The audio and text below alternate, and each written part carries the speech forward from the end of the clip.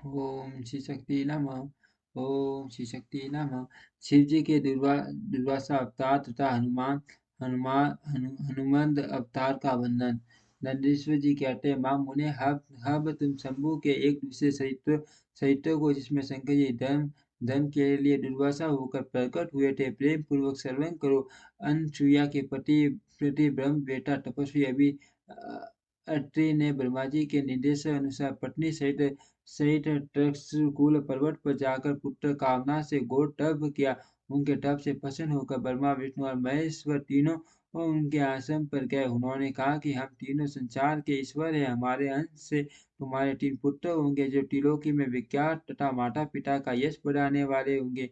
यूं कहकर वे चले गए। ब्रह्मा जी के अंश से चंद्रमा हुए जो देवताओं के समुद्र में डाले जाने पर समुद्र से प्रकट हुए थे। विष्णु के अंश से श्रेष्ठ सन्यासी पद्धति प्रचलित करने वाले दत्त उत्पन्न हुए और रुद्र के अंश से मुनिवर दुर्वासा ने जन्म लिया। इन दुर्वासा ने महाराज अम्बरीश की परीक्षा की थी। जब सुदर्शन चक्र ने इनका पीछा किया तब शिवजी के आदेश से अम्बरीश के द्वारा प्रार्थना करने पर चक्र शांत हुआ। इन्होंने भगवान राम की परीक्षा की। काल ने मुनि का वेश धारण करके श्री राम के साथ ये शर्त की थी कि मेरे साथ बात करते समय श्री राम के पास कोई न आए। जो आएगा उसका निर्वासन किया जाएगा। दुर्वासा जी ने हठ करके लक्ष्मण को भेजा। तब श्री राम ने तुरंत लक्ष्मण का त्याग कर दिया। इन्होंने भगवान श्री कृष्ण की परीक्षा की क्या की कि उनसे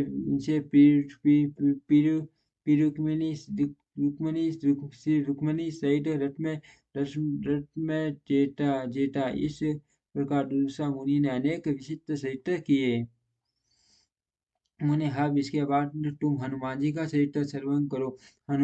हनुमद रूप से शिव जी ने बड़ी उत्तम लीलाएं की हैं। विप्रवर इसी रूप से महेश्वर ने भगवान राम का परम हित किया था।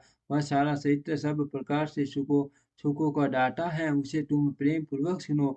एक समय की बात है जब अत्यंत अद्भुत लीला करने वाले गुणशाली भगवान शंभु को विष्णु के मोहिनी रूप का दर्शन प्राप्त हुआ।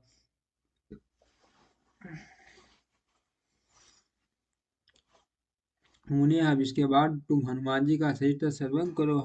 हनु हनुमद रूप से शिव जी ने बड़ी उत्तम लीलाएं की हैं। विप्रवर इसी रूप से महेश्वर ने भगवान राम का परम हित किया था। वह सारा चरित्र सब प्रकार से सुखों को लाता है, उसे तुम प्रेम पूर्वक सुनो। एक समय की बात है जब अत्यंत अद्भुत लीला करने वाले गुणशाली भगवान शंभु को विष्णु के मोहिनी रूप का दर्शन प्राप्त हुआ। तब वे कामदेव के बाणों से आहत हुए की तरह क्षुब्ध हो उठे। उस समय उन परमेश्वर ने राम कार्य की सिद्धि के लिए अपना वीर्य पाठ किया। तब सप्त ऋषियों ने उस वीर्य को पत्र पुटक में स्थापित कर लिया। क्योंकि शिव जी ने राम कार्य के लिए आदर पूर्वक उनके मन में प्रेरणा की थी। तत्पश्चात उन महर्षियों ने शंभु के उस वीर्य को राम कार्य की सिद्धि के लिए गौतम कन्या अंजनी में कान के रास्ते से स्थापित कर दिया। तब समय आने पर उस गर्भ से शंभुमान बल कर्म संपन्न वानर शरीर धारण करके उत्पन्न हुए। उनका नाम हनुमान रखा गया। माँ बलि कपीश्वर हनुमान जब शिशु ही थे, उसी समय उद्धव होते हुए सूर्य भीम को छोटा सा फल समझकर तुरंत ही निकल गए। जब देवताओं ने उनकी प्रार्थना की तब उन्होंने उसे माँ बलि सूर्य जानकर उबल दिया कि क्या लिखा हुआ है।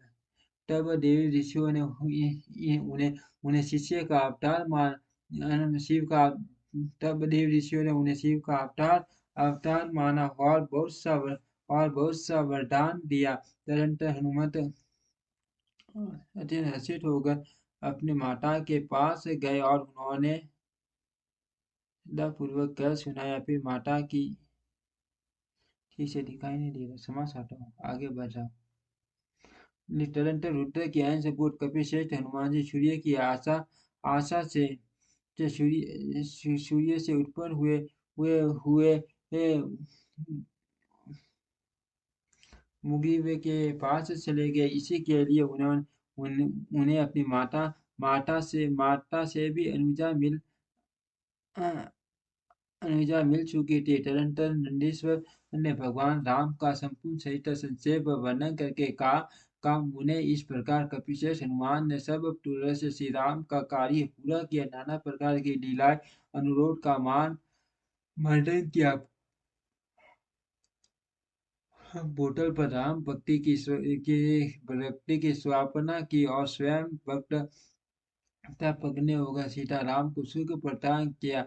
वे रुद्र अवतार ऐश्वर्यशाली हनुमान लक्ष्मण के प्राण दाता समर्थ देवताओं के गर्भहारी और भक्तों का उद्धार करने वाले हैं। महावीर हनुमान सदा सदा राम कार्य में तत्पर रहने वाले लोक में रामदूत नाम से विख्यात दैत्यों के संहारक और भक्त वत्सल है। तात इस प्रकार मैंने हनुमान जी का श्रेष्ठ चरित्र, जो धन कीर्ति और आयु का वर्धक तथा संपूर्ण अभीष्ट फलों का दाता है, से वर्णन कर दिया। जो मनुष्य इस चरित्र को भक्ति पूर्वक सुनता है अथवा समाहित चीज से दूसरे को सुनाता है, वह इस लोक में संपूर्ण भोगों को भोग कर अंत में परम मोक्ष को प्राप्त कर लेता है। ओम श्री शक्ति नमः। ओम श्री शक्ति नमः।